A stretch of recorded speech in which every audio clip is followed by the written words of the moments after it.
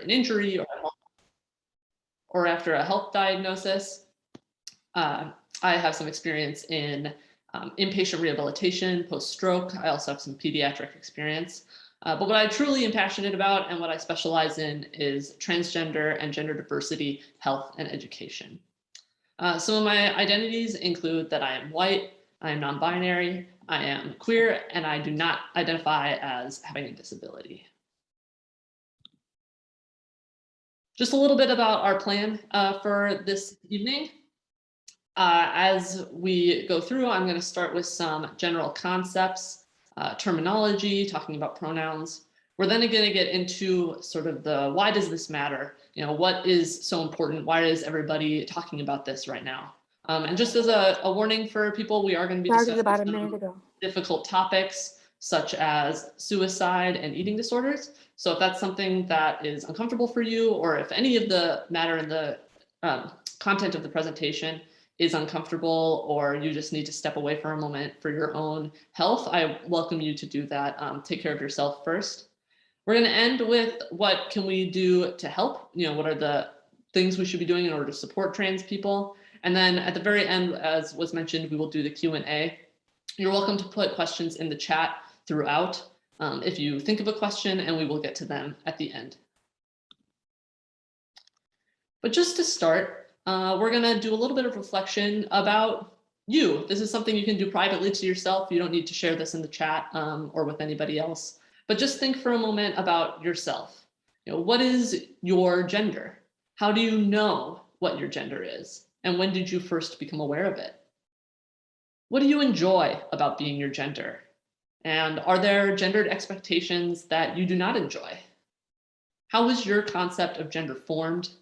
And what messages were you given by society to inform your understanding of gender? I'm going to give us about a minute to think about some of these things. It's okay if you don't get to all of them. Just think about the ones that pique your interest and just take a moment to reflect on some of these questions.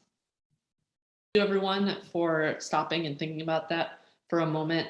We're going to move on with the presentation, but I encourage you to keep reflecting on some of these ideas as we move through, since a lot of them are going to come back up.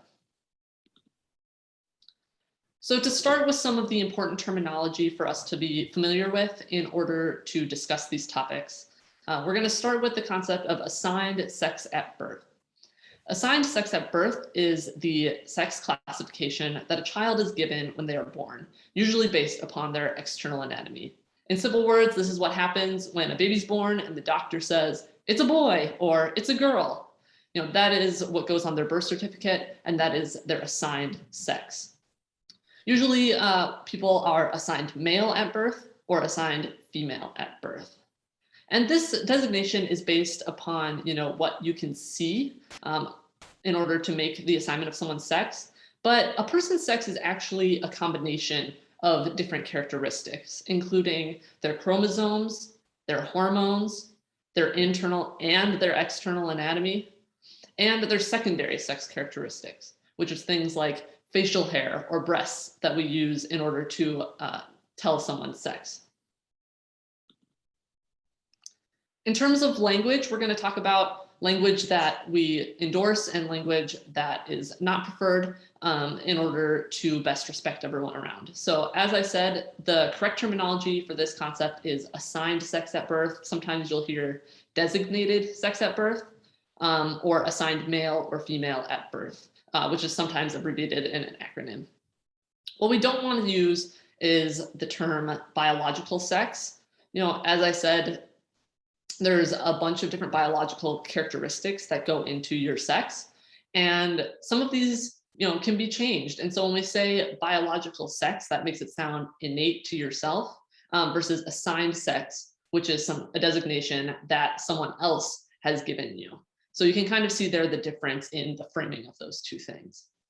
We also don't say, you know, real sex or someone is a real man or woman because that has the indication that a transgender person is not real in their gender when, you know, they are just as real as anybody else. We also don't say, you know, born a man or born a woman. And this is because many transgender people feel that they have always been their gender. You know, if someone's a transgender man and identifies as a man, He may feel that he's always been a man, regardless of the body that he was born in. And so we avoid the phrasing of born a man or born a woman, and instead choose to use the assigned sex at birth. Language.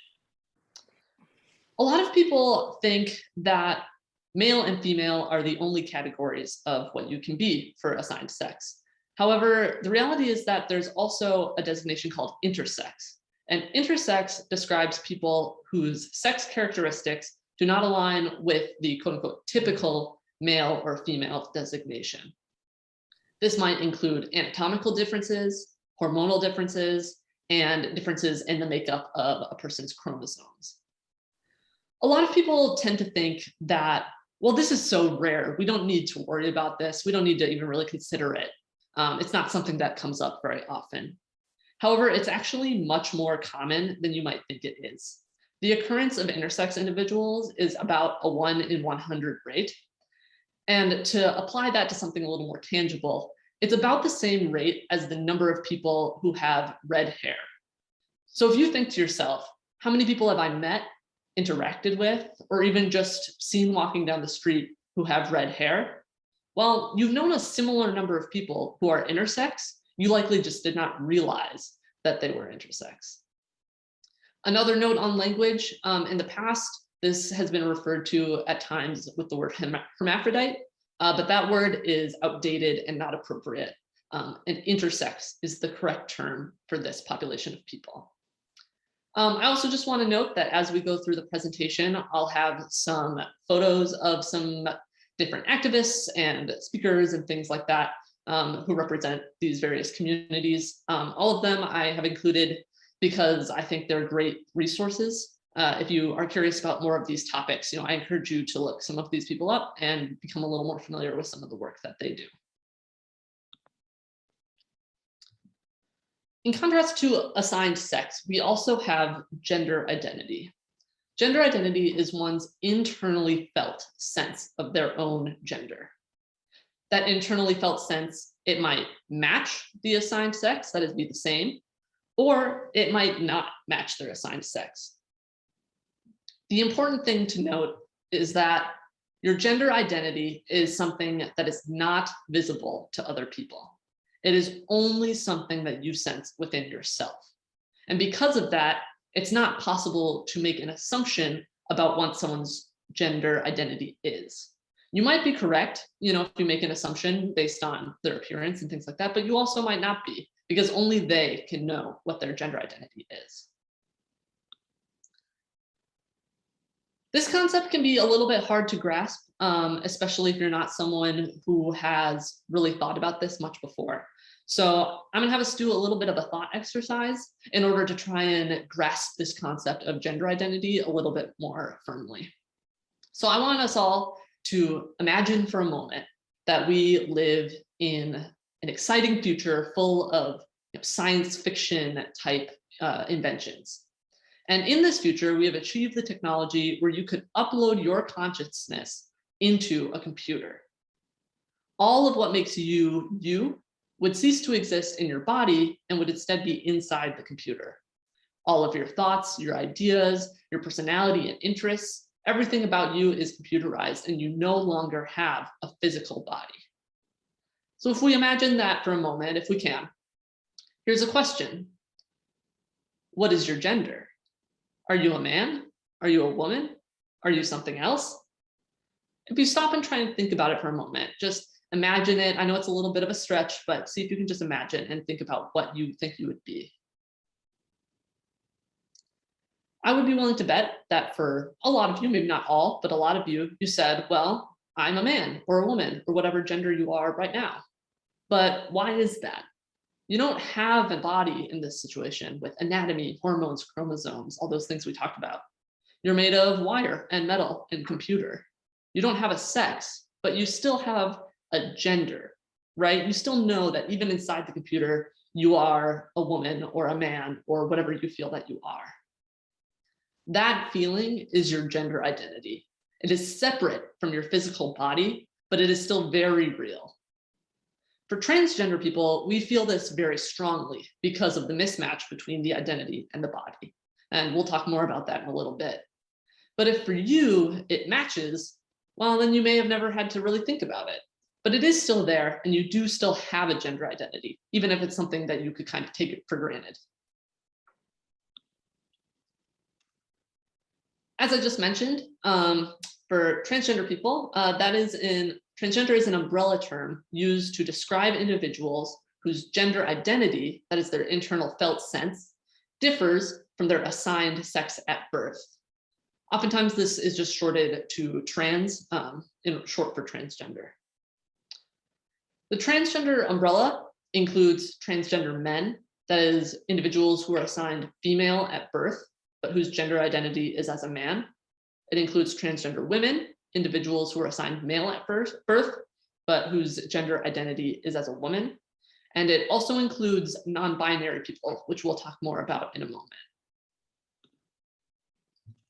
Another note on language, transgender is an adjective, and you can think of it being like every other adjective, a descriptor for what type of person someone is. So when we're thinking about how to use the word in a sentence, if you were trying to describe someone's height, for example, you wouldn't say, oh, she is tall, or he is a tall, right? You would just say, she is tall, or he is a tall man. It's the same with transgender. It's an adjective to describe someone and not a noun about their state of being. So instead of saying she is transgendered or he is a transgender, we would say she is transgender or he is a transgender man. I hope that makes sense to everybody. Non-binary is an umbrella term as well, and it is for people whose identities fall partially or wholly outside of the categories of man and woman. This can be hard to understand if you've never really questioned your own identity or if it's something you've never really experienced to identify outside of one of those categories. So to help us, I would like to use an analogy that I actually learned from a speaker named Corey Will. And the question we're going to think of is, how many colors are there? Well, that question is kind of hard to answer, right? There's a lot of variables that go into how we perceive and define color. We might say, well, look at the wheel here. There are 12 colors. But what if we zoom in to that wheel a little bit? Well, now all of a sudden, the answer to the number of colors that exist gets a lot more difficult, right? Where exactly did the colors begin and end? Where exactly does blue become green? Now let's bring in language and culture. In some cultures, they don't differentiate between green and blue. They have the same word and they're considered the same color. So if we consider that, well, now how many colors are there? In our language, we consider pink and red to be different colors, but not necessarily light blue and dark blue, even though isn't pink just a light red, right? All of what we do is interpreted through our culture and our language. We could say that there are 12 colors. We could say there are 1,000 colors, but neither one would be quite accurate because they would never be able to capture every color and the way every culture perceives those colors. So we can use this as a way to think about gender. In our culture, if we sort of think about this top color wheel, we typically have two genders. We have men and we have women. But what happens if we zoom in, just like we did with the bottom color wheel? Well, does every man define being a man the same way? Does every woman?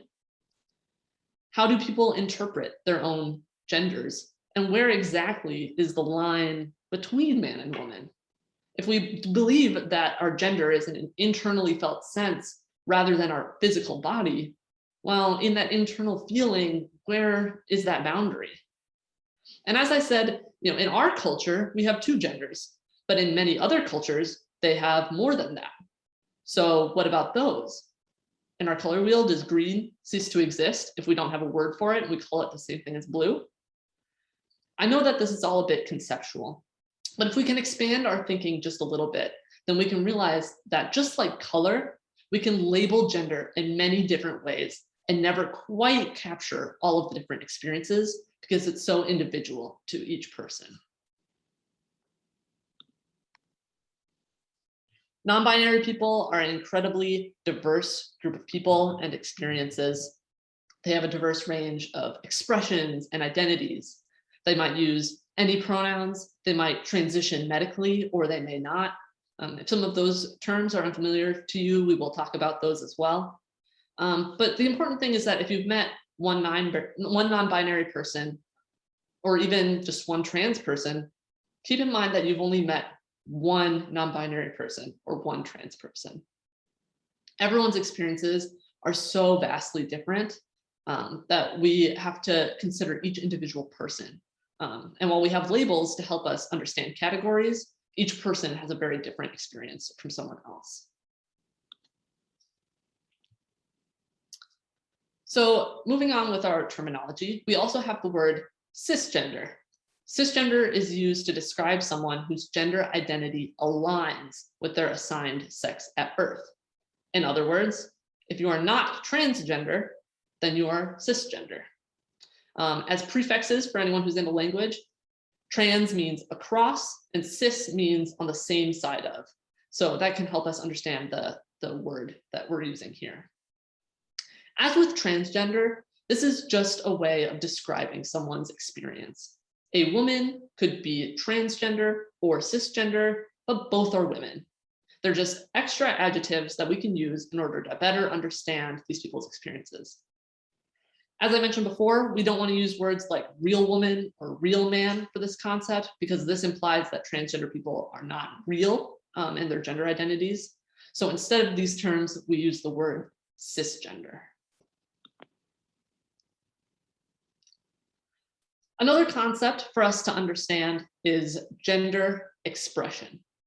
Gender expression is the physical expression of gender, such as your name, your pronouns, your manner of dress, maybe some of your behaviors, things along those lines. It's how we show our gender to other people. It's important to note that gender expression is not the same as gender identity. People may identify as one thing, but express their gender very differently. So, for example, a person's gender identity, their felt sense, may be that they're a woman, but maybe they feel more comfortable in their gender expression being more masculine. For example, wearing pants and disliking wearing dresses, cutting their hair short, things like that, in order to express their gender in a way that's maybe different than the typical expression for their identity. A concept that's related to gender but is not the same is sexual orientation. Sexual orientation describes a person's physical, romantic, and or emotional attractions. And as I said, it is separate from someone's gender identity. Transgender people can be any sexual orientation that cisgender people can. And it's important to think about when we're thinking about trans people's identities, that transgender people's sexual orientation is based upon their gender identity, not their assigned sex. So, for example, if a transgender woman is interested in women, then she's a lesbian. If she's interested in men, then she's straight or heterosexual.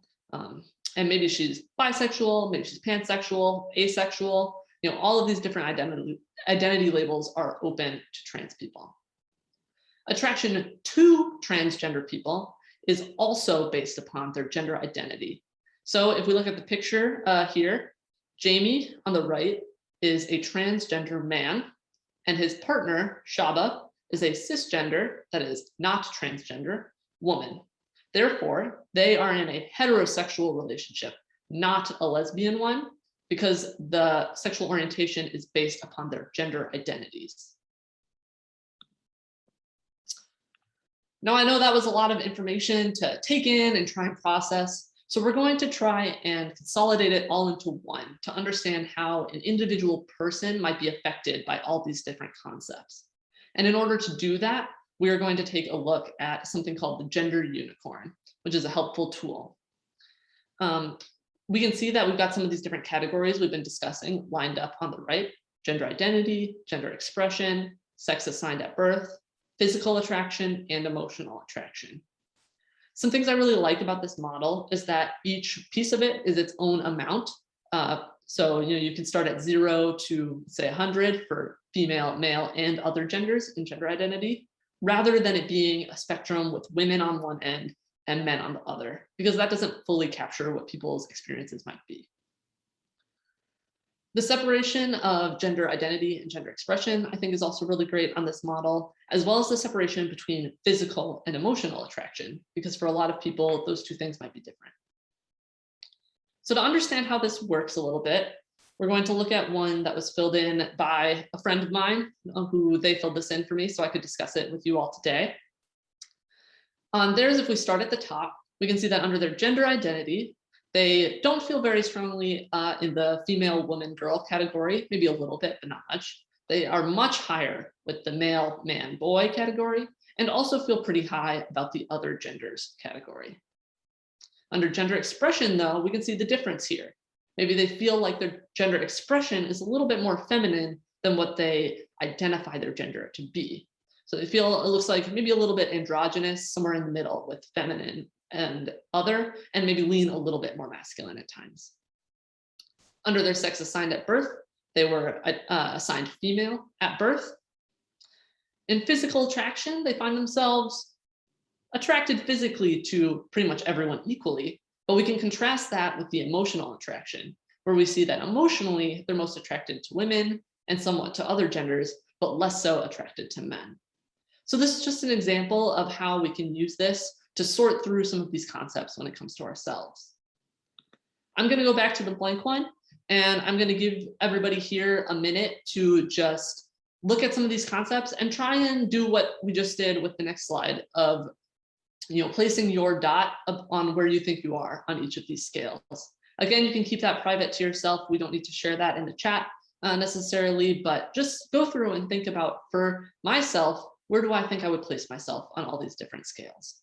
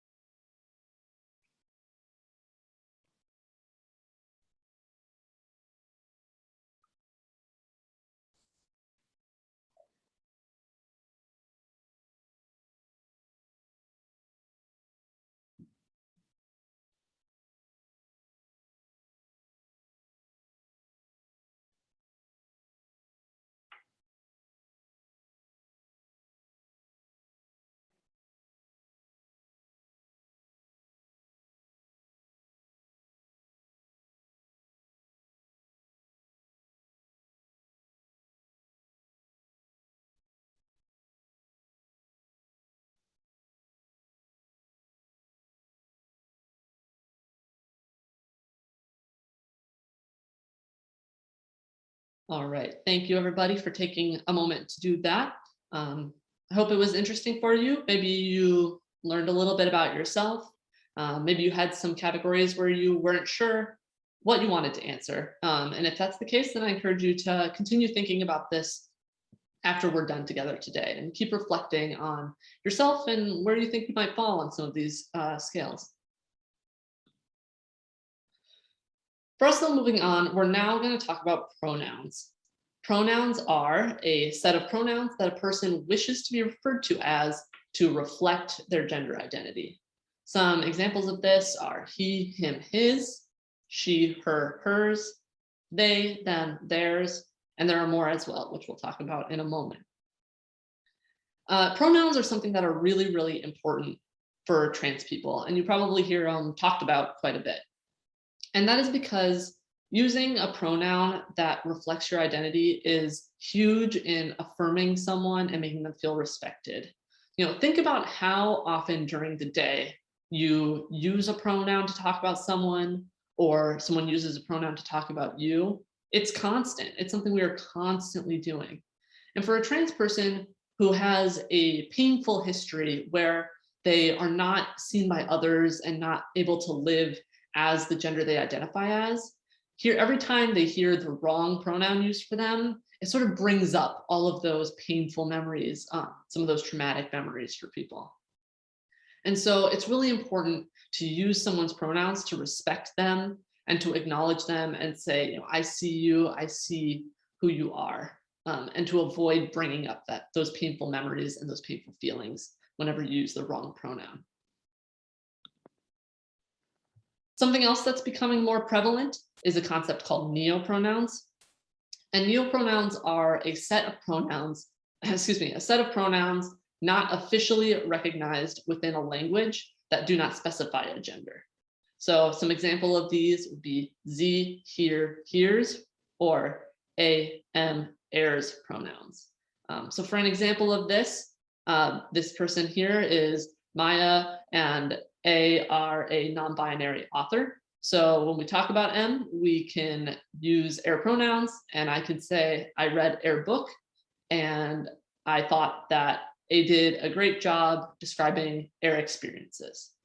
So that would be an example of how neopronouns are used in a sentence. People use these often because they just don't feel that any of the pronouns available to them describe them well, because we say that, you know, pronouns describe how or help convey what your gender is. And for some people, these pronouns just work better for them than he pronouns, she pronouns, or they pronouns. When it comes to actually using these pronouns and understanding how they work, we can look at this little chart here. And the way the chart works is that there are some sentences across the top, and the pronouns that are underneath that sentence in that column are the pronouns we would use to fill that sentence. So for example, if I was really confused and didn't understand, you know, my pronouns, for example, are they, them, theirs. So if we're confused about that, we can look at this chart and say, all right, what I would say is they are a volunteer. I am proud of them. That is their book, or that book is theirs, and that person likes themselves. If we were trying to think of some of those neopronouns we just talked about, if we look at the third line there, we can see the Z, here, here's pronoun. And so we might say, Z is a volunteer. I am proud of here. That is here book, or that book is here's, and that person likes herself. So this is just a way to better understand sort of how the pronouns work in a sentence. You can find this online, or, you know, as was said, the presentation will be posted, so you can always go back and refer to this again if you need to check on some of these. When it comes to pronouns, my biggest advice for people who are trying to get used to new pronouns or unfamiliar pronouns is just to practice, practice, practice. The more you practice with pronouns that you're not familiar with, the more they will eventually start to feel natural and flow. A good way to practice that I recommend is to just go do some people watching and practice using a different pronoun to describe some of the people you see. You know, as we've said, you can't necessarily assume someone's gender identity based on the way they dress. So maybe look at a person and say, instead of my natural assumption about what I think their gender identity is, I'm gonna choose to make a different assumption. And I'm gonna choose to believe that this person uses they, them pronouns, or, you know, air pronouns. And I'm just gonna practice using that and say, oh, I really like air shirt, as I sit and just watch people go about their day. When it comes to specific people that you're interacting with, another piece of advice that I have is to always be conscious of always referring to someone by their chosen pronoun, even if it's just in your thoughts.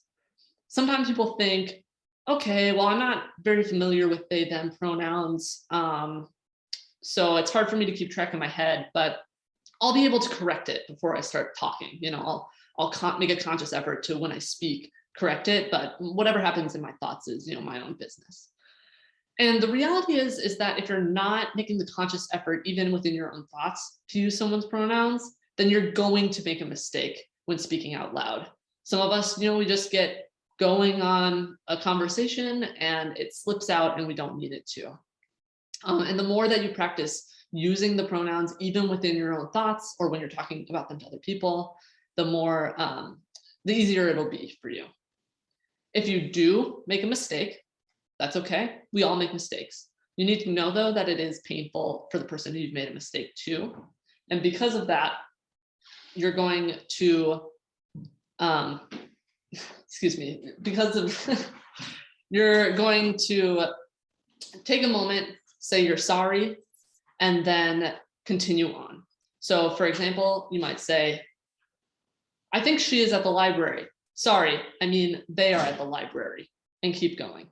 The reason we keep it short and sweet and just move on is because the pain of the moment is with the person who has been misgendered, is what we say, when you've used the wrong pronoun. And it's their feelings that need to be prioritized in that moment. And it's often really uncomfortable, first of all, for them to get some profuse apology of, oh, I'm so sorry, I didn't mean to, I'm still getting used to this, and I'm new to this. It's okay, you can feel all of those things, but that's something you should take to someone else and not to that person in that moment. In that moment, if you do that, it makes them feel like they have to comfort you when they're the person who's been hurt. So it's best to just say, I'm sorry, correct yourself, and then continue on with the conversation. Some last bit of terminology that we are going to talk about is transition. Transition is how someone moves from the prior identities and perceptions that people may have had about them and transition to their identified gender. And there are three main categories of how this happens. The first one is social. So that includes changing your name, changing your pronouns, maybe wearing different clothing or getting a different haircut that feels more like you. The second category is medical. And medical is what people usually think of first when they're talking about transition. And that includes things like hormone therapy and surgical interventions to change the physical body. The final category is legal. And this includes things like your legal name change and your gender marker change, which I want to pause on the gender marker for a moment. For anyone not familiar, your gender marker is on your identification, so your driver's license, passport, whatever, that has the little M or F next to it, saying what your sex is. That can be something that's really difficult for trans people, because if we think about how often you're showing identification to people, maybe every time you want to go out and get something to drink, if you get pulled over by a police officer, you're trying to apply for a job and they need to do your background check. There's tons of times when we're showing our identification to someone. And if that ID says something that's different than what people might expect, that can really open up someone for harassment and discrimination. If we use the example of employment, maybe you've applied for a job and they didn't realize that you were transgender. And then you get to that step, they see that, realize, and now you're open to discrimination in your workplace.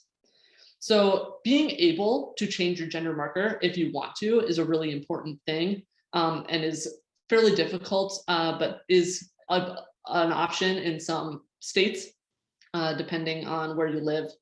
And I would just encourage you that if you ever see anything coming up in terms of legislation around the gender marker, encouraging it to be a more streamlined process and to enable people to do that can make a huge difference for people's safety in their lives. One other thing that I want to say about transition is that not all people will transition in any or all of these ways. Counter to the narrative that you might be familiar with, many trans people do not medically transition either at all, or they don't want to do certain parts of medical transition, such as surgery.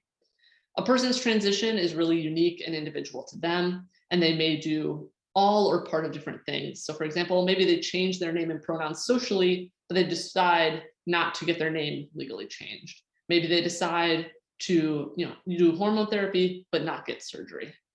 All of these things are things that are totally acceptable, and everyone's experience is just really different.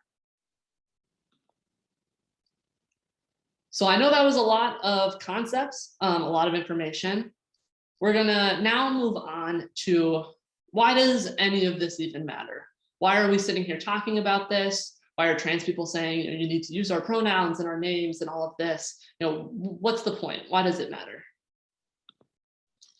And this is where we're going to talk about some of those difficult topics. So if that's something you're not comfortable with, not able to stick around for, that's okay. We're going to talk about this for maybe 5-10 minutes, and you can always come back after that. If trans people are not supported we see a major increase in suicide and suicidal ideation. Suicidal ideation, for anyone who's not familiar, is contemplating or thinking about suicide. Really high rates of depression and anxiety, high rates of eating disorders, homelessness, and employment discrimination.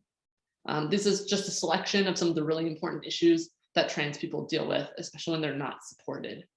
We're going to dive a little bit more into a couple of these. First of all, we're going to talk about mental health among the trans community. According to the US Transgender Survey, which surveyed almost 30,000 trans people who lived in the United States, 39% of trans adults are facing serious psychological distress. And we can compare that versus only 5% of the general population in order to see the disparity between those two groups. 48% of trans people have experienced suicidal ideation, that is contemplating suicide, in the past year versus only 4% of the general population. 7% of trans adults have attempted suicide in the past year versus only 0.6% of the general population. So right away, we can see the immediate and material impacts that people not supporting trans people have on people's lives. You know, in a lot of ways, this really is life or death for trans people. Moving on to just another really important issue I think we should highlight is homelessness is a huge, huge issue in the trans community. 1 in 3 trans adults have experienced homelessness at some point in their lives, and 1 in 8 have been homeless in the last year. To make matters worse, for people who are experiencing homelessness, trans adults, 70% of them say that when they stayed in shelter, they experienced some form of discrimination or abuse. So that could include things like physical abuse, sexual abuse, verbal harassment, and in many cases, it includes being kicked out of the shelter or denied shelter because of their transgender identity. So, you know, we have this really high amount of people who are experiencing homelessness and a really high number of people who don't feel safe accessing the services that we provide to people who are homeless because they are discriminatory against trans people. So what do we do to help? You know, I'm sure most of us, you know, are caring people. We want to support people. What can we do in order to help trans people in order to prevent some of these situations? A really encouraging statistic done by the Trevor Project is that just one accepting adult can reduce the risk of suicide in trans youth by 40%. Just one person. And that person does not need to be a parent. It can be just an adult in their lives, a teacher, a coach, a neighbor, a family friend. So just one person who supports them, respects them, and supports them can reduce the risk of suicide by 40%, which is huge. So how can we be the accepting and supportive person? We're going to start off with some do nots, things that I recommend that you avoid doing. The first one is do not ask unnecessary and invasive questions about someone's body or their life before transition. So unnecessary questions include what their body looks like or what genitals they have. Some of you might be thinking, well, duh, like you shouldn't ask anybody what genitals they have, but this is something that trans people experience all the time. You know, just to tell a personal story that I'm luckily able to find amusing at this point, but I once went to a Bruins hockey game at TD Garden. I was out with some friends and I was seated at the end of our friend group next to a group of strangers. And in the middle of a hockey game, the person I was sitting next to, someone I'd never met before, turned to me and asked me what my genitals were, what kind of genitals I had.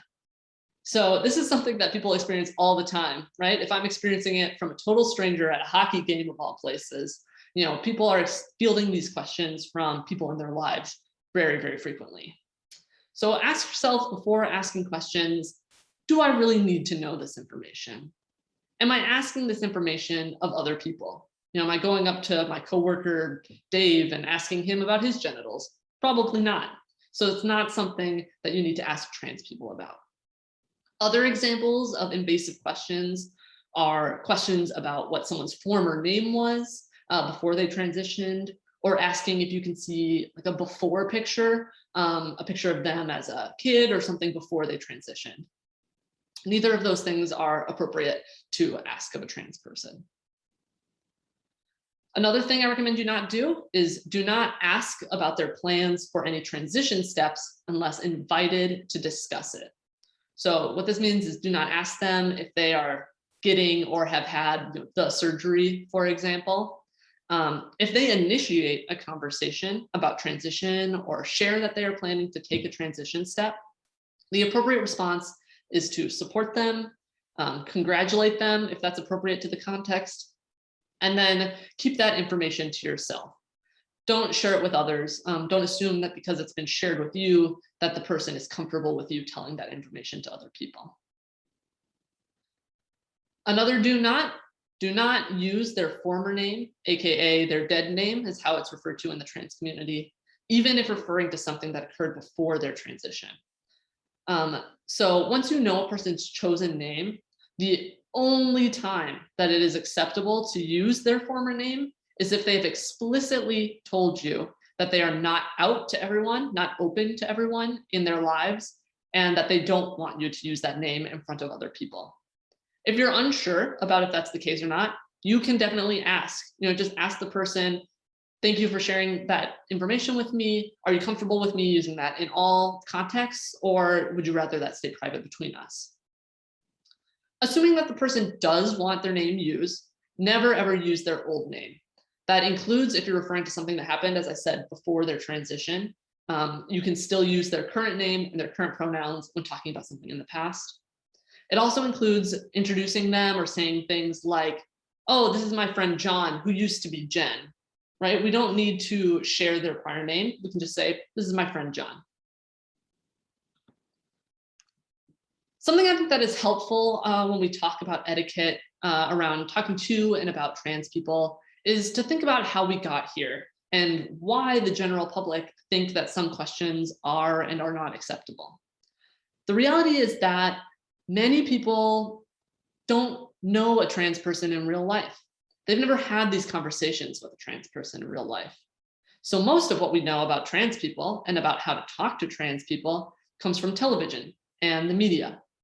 And when we think about what we've seen in interviews with trans people on TV, it's a lot of the things that I just told you not to do. Invasive questions about their body, offensive assumptions about their private life, things like that. Luckily, with an increase in visibility, we're now being able to hear the perspectives of trans people and learn that these questions aren't acceptable. But I think it's still helpful to, when you're thinking, well, gosh, I didn't know that it wasn't okay to ask that.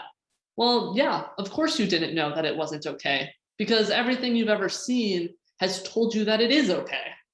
And that's not an excuse, because we should all learn to be better. That's why we're all here today. But understanding how to unlearn something, it can be helpful to realize where and how you learned it in the first place. Trans people are finally being able to speak up and tell you how to treat us respectfully, and it's important to listen to what we have to say. So we've heard some do nots. We've got things we should never ever do. Now we're going to move on to some do's, things that get the big thumbs up. So something we should definitely do is, as we've said throughout, using someone's chosen name and pronouns.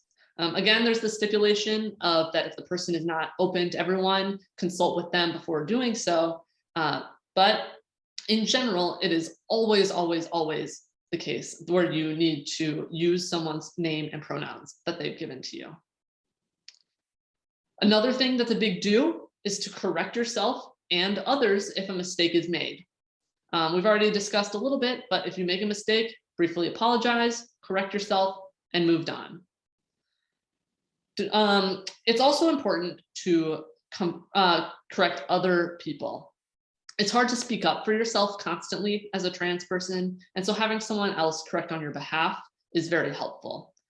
So if someone has said the wrong name, for example, you can say, oh, I think you mean Sarah, or actually her name is Sarah, and just do a quick correction in order to get the person to change.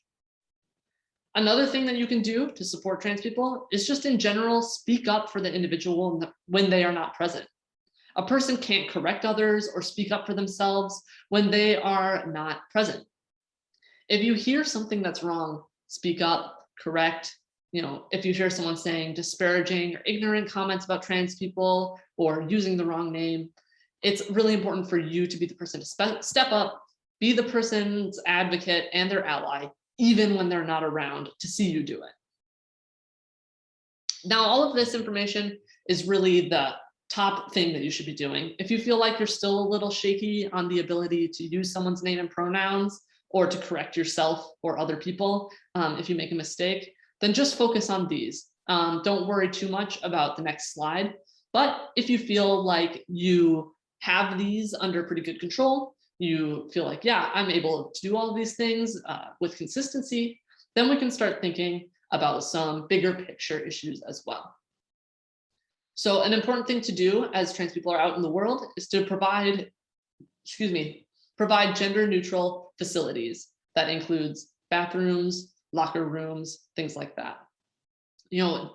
Gendered spaces can be really difficult for trans people.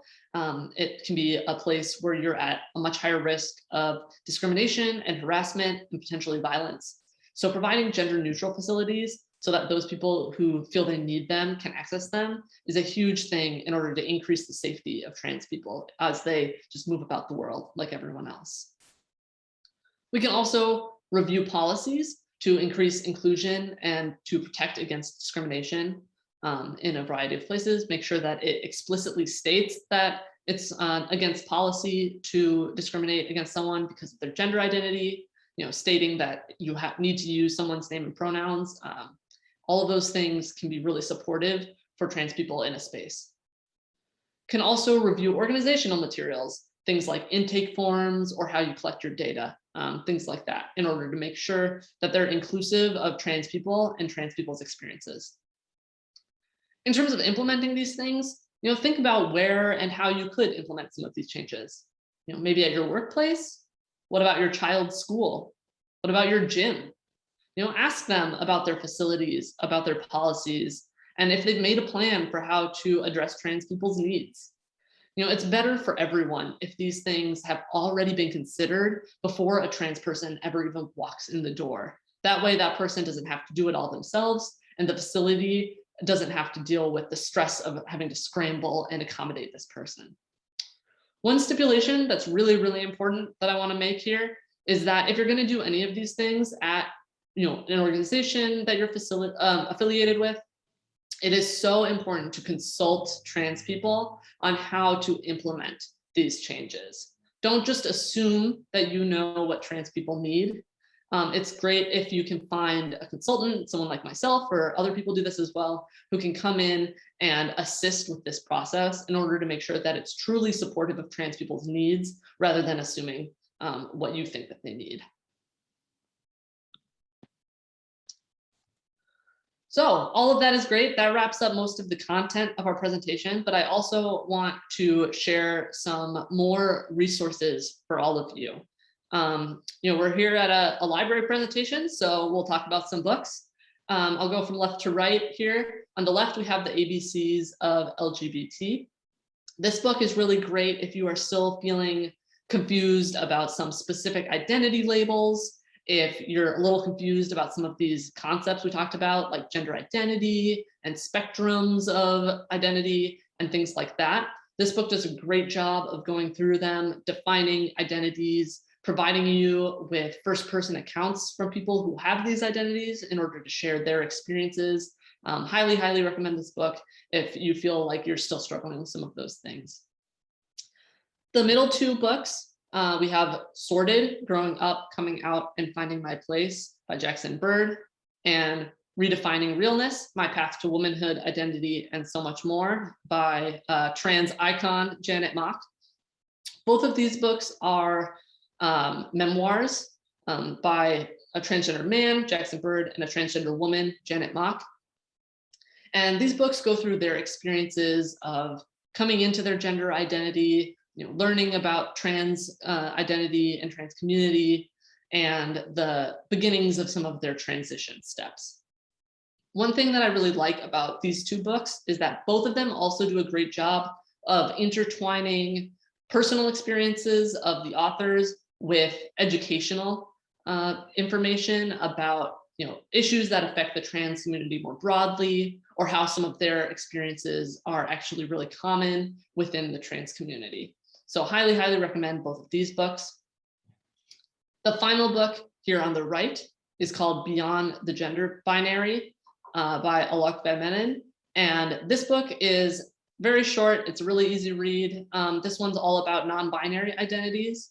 And it is about half the author describing their personal experience and history. And then the other half of it answers some common questions or arguments against non-binary identities. So both of these are really, really great. If you're not so much a book person, which again, we're at the library, so hopefully everybody is, but if you prefer to consume media in a variety of ways, the Disclosure documentary, which is available on Netflix, is really, really great. I can't recommend this documentary highly enough. This documentary is about trans people's representation in the media and how that representation influences not only the way that other people perceive us, but also the way that we learn to perceive ourselves and come to understand our own experiences. Just as a heads up, this has a lot of adult content in it, some nudity and language and things like that.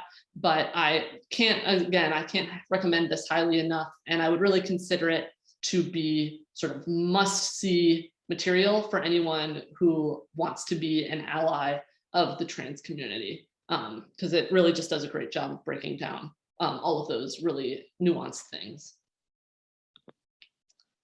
In terms of further education organizationally, luckily, locally in the Boston area, you all have an incredible organization available to you, Fenway Health.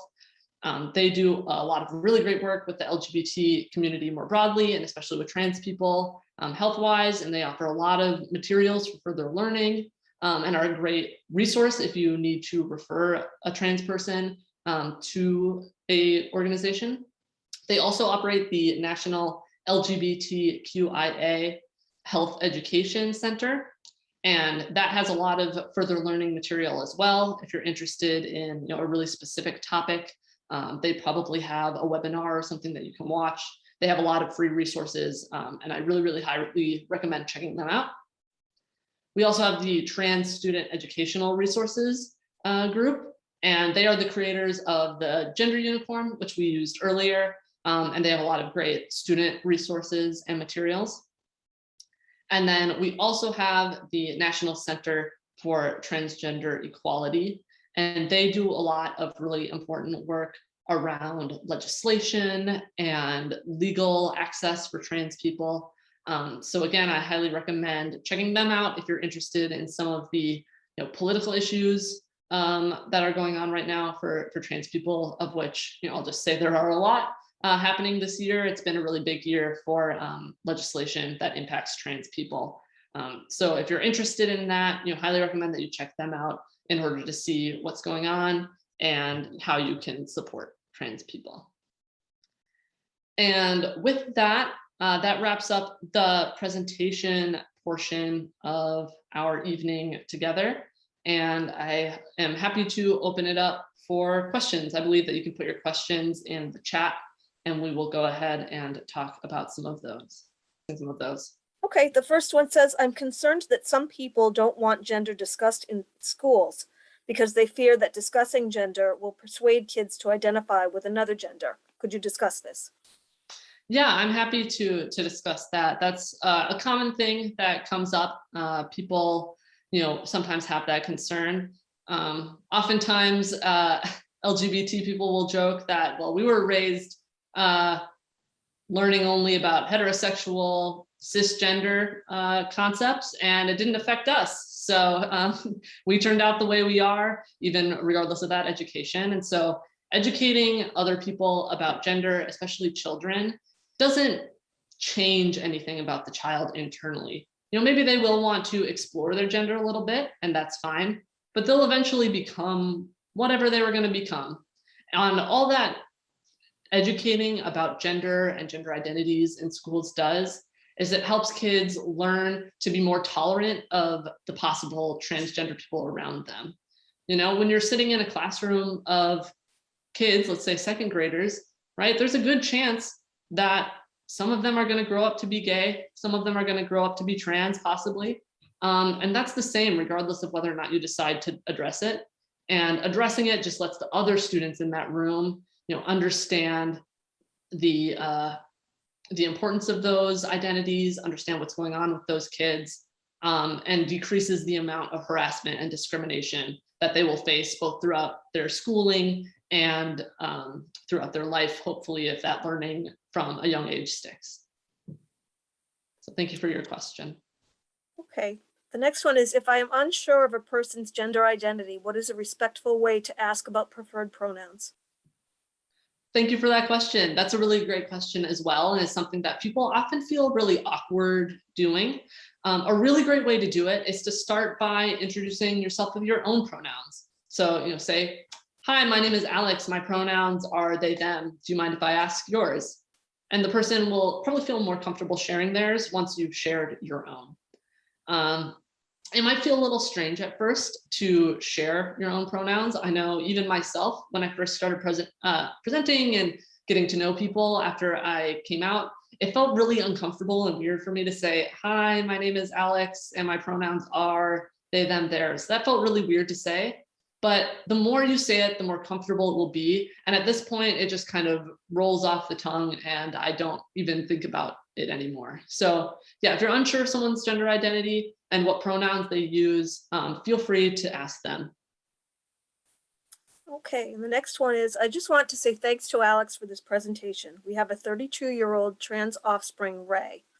We just want to be respectful and seek out information. It's hard when there are other extended family members that are not respectful. Ray chooses not to be around them, which we now understand and respect. How do you reach other people who do not understand? Thank you for your question. I'm really glad to hear that it sounds like you're supportive of your child and that you're respectful of them and their boundaries. I think that's really important to make sure that that person feels safe and knows that you're a safe person that they can go to. It can be really, really challenging whenever there are people who don't understand, aren't respectful, who maybe intentionally go out of their way to try and be cruel. That can be really, really difficult and is something that is hard to have a firm answer to.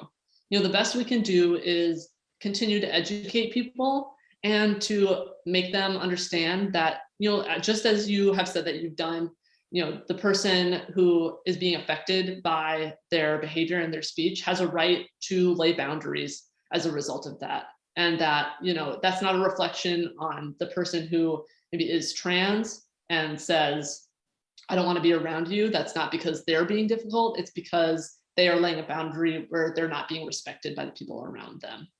I think it's important to know that sometimes we don't understand everyone's experiences. There's lots of people who go through things that I don't understand, but we can still be respectful of people, honor their requests, honor things like, "I want to be named or be referred to by this name. I want to be referred to by this pronouns." We can still respect that and do that, even if we don't fully understand and think that we might never fully understand their experience. So I would encourage people to start with just some of that education, asking that they respect you, even if they don't understand it. And if they're not able to, allowing trans people to place those barriers until, or those boundaries rather, until it's a time and a place where maybe the person has changed or they're comfortable having more of a conversation. I want to highlight that this is, I think, especially true for people who have recently come out. As you live as a trans person for a longer time, you feel more confident in yourself. You get unfortunately probably more comfortable with people challenging your identity. But whenever it's new, it can be really vulnerable and really scary. And so that's a time that trans people need a lot of extra support. So again, thank you to you for being, it sounds like, really supportive and respectful of Ray. And I'm glad to hear that you're thinking about some of those things. And I really hope that some of your family members with some more education will come around and be able to support your child.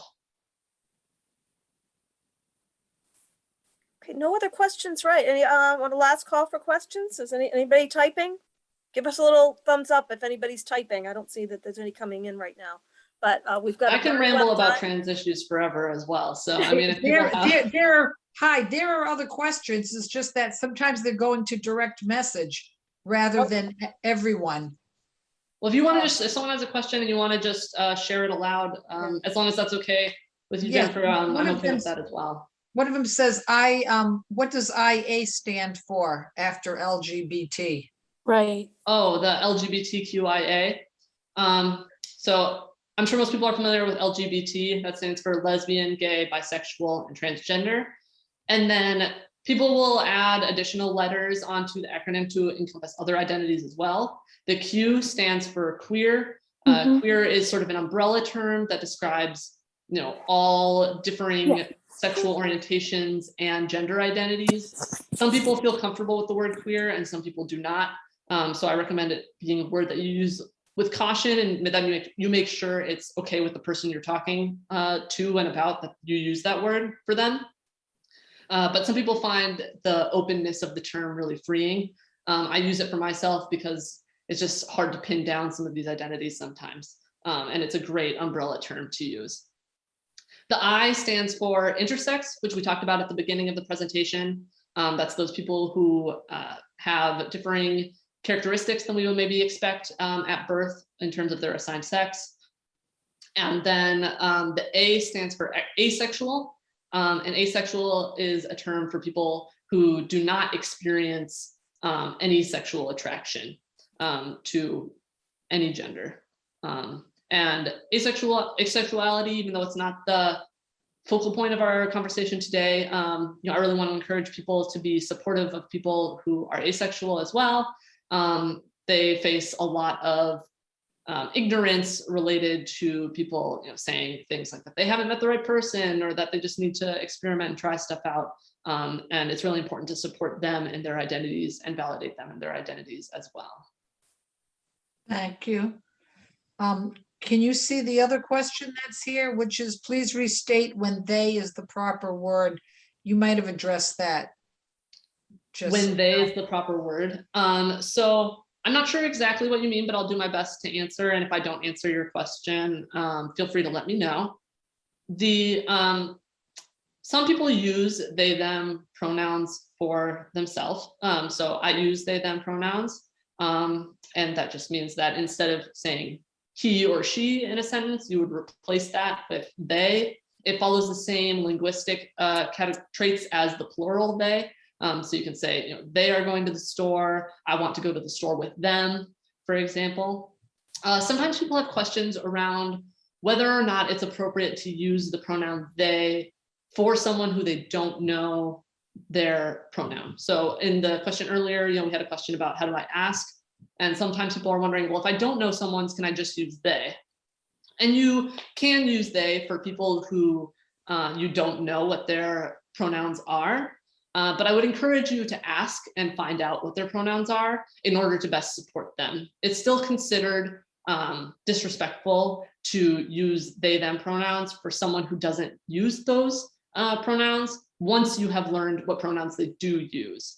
And some of the reasoning behind that, just to explain, is that sometimes for trans people, say a person who's a trans woman or a trans man, people will use they pronouns as a way to say, all right, I'm not going to be rude by calling you the wrong pronoun, but I also don't recognize you as being legitimate in the gender you identify as, so I'm not going to use that either.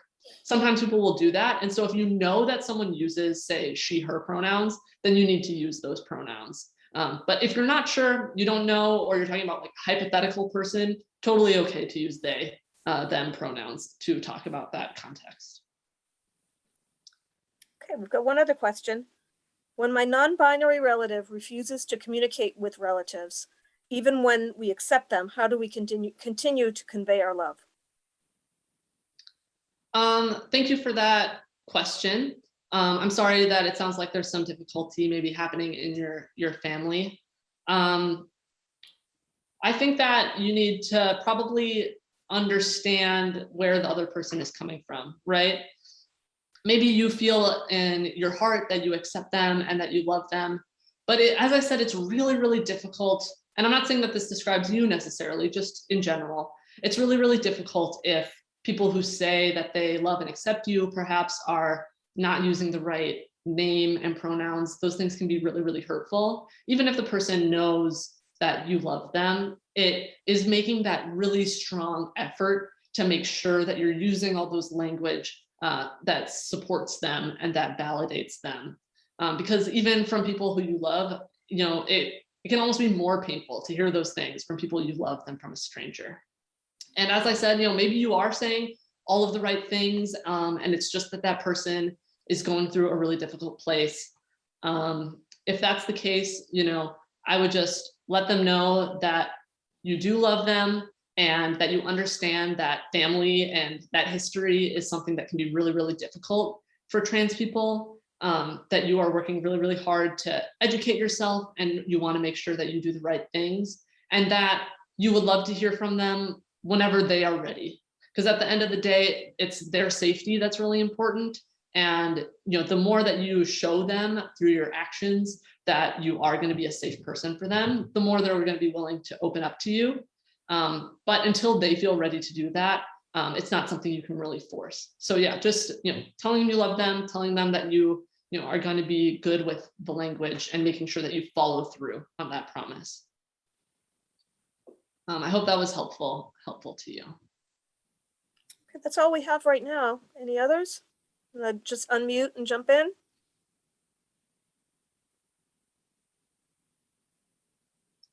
If nobody else has a question, I want to highlight one thing real quick. And maybe if you do have a question, you can add something in the chat or wherever is good for you. I have mentioned at the beginning intersex identities and intersex individuals. And I want to take a moment because I think that group often is sort of lumped in or overlooked. Intersex people face some really, really difficult things. They have really unique needs compared to the rest of the LGBT community. A lot of people who are intersex, when they are born, they non-consensually, sometimes even without the consent of their parents, receive surgeries from doctors in order to try and make them appear more normative to society. And those surgeries can have lifelong negative effects. Sometimes people don't even realize that they're intersex until they go on to try and have a child and learn that they are not able to carry a child or father a child. And so these can be really, really painful things. And these people who are intersex require a lot of support in terms of preventing those things from happening in order to allow them to exist as they are, and in order to push back against medical bodies and legislation that enforces some of those really harmful interventions. So as long as people don't have other questions and we have a little bit of extra time, I would love to just highlight that because I think it's a community that is often really overlooked. Hi, I'm Susan and my husband Dan. We have our eldest Ray. It seems true that you can have multiple, like trans. Ray considers themselves trans, non-binary. I mean, it kind of like overflows. Mm-hmm.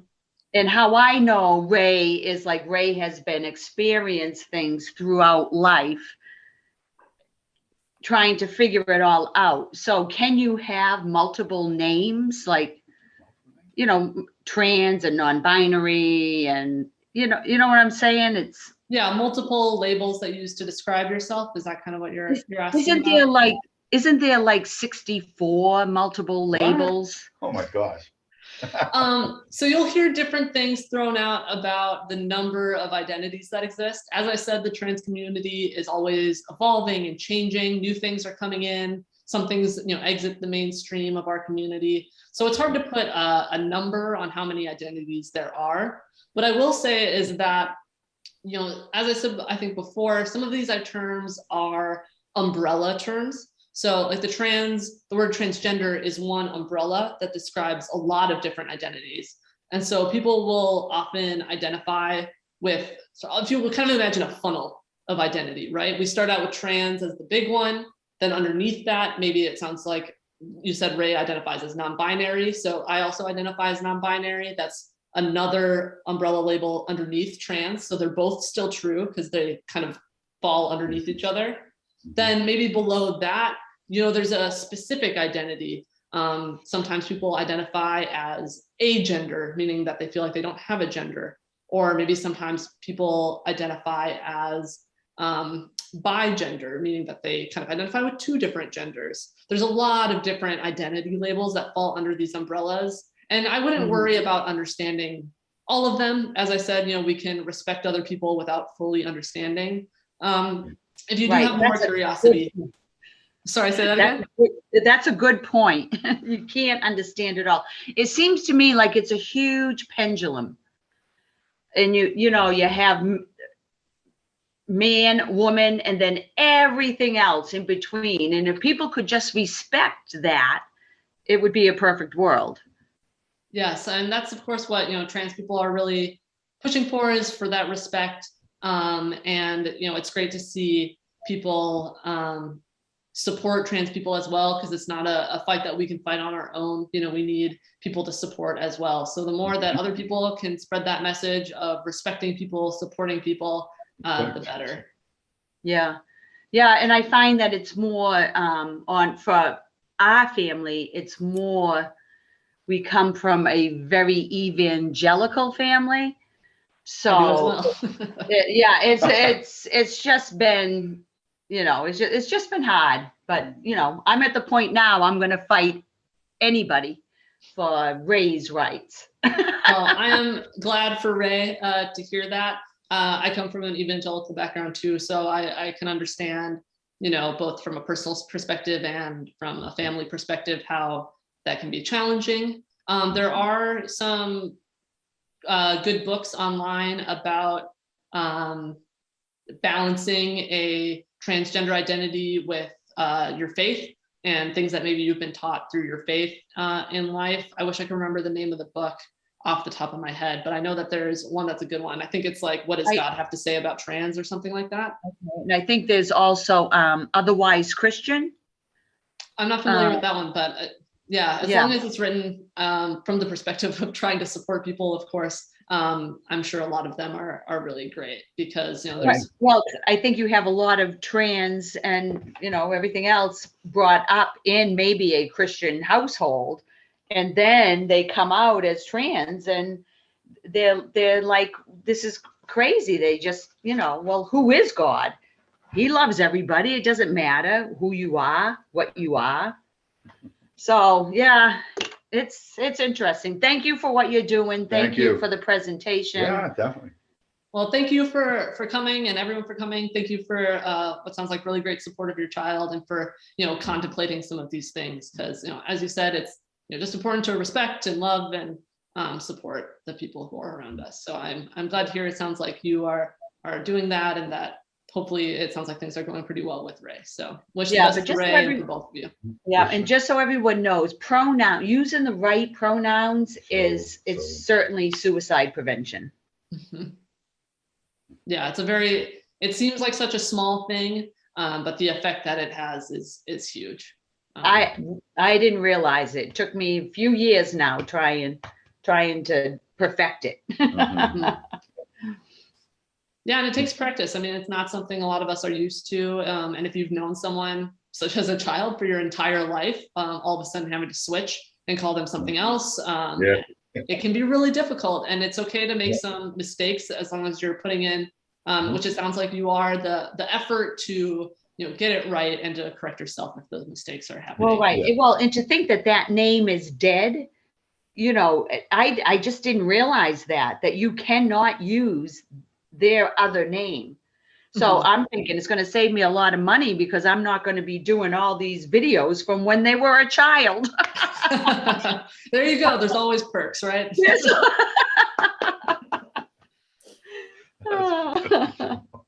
That's good. Yeah.